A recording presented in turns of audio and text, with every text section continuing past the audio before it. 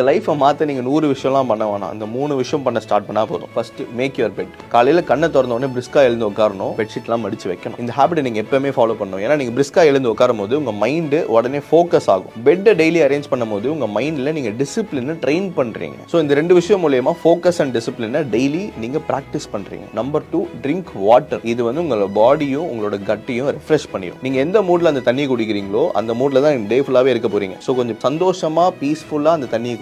தண்ணி குடிக்கிறது மூலமா நீங்க உங்க பாடியை அந்த டேக்கு ப்ரிப்பேர் பண்றீங்க. Number 3, listen or read. ரூமை லாக் பண்ணிட்டு ஒரு பாட்காஸ்டோ இல்ல ஆடியோ புக்கோ கேட்டுட்டு சைலண்டா ஒரு இடத்துல உட்காந்து அதை கேளுங்க. பால்கனில உட்காந்தா இன்னும் சூப்பர். அப்படியே ஒரு ஃப்ரெஷ் ஏரோட நீங்க கேட்டுட்டு இருக்கலாம். இது டெய்லி 15 மினிட்ஸ் பண்ணி பாருங்க.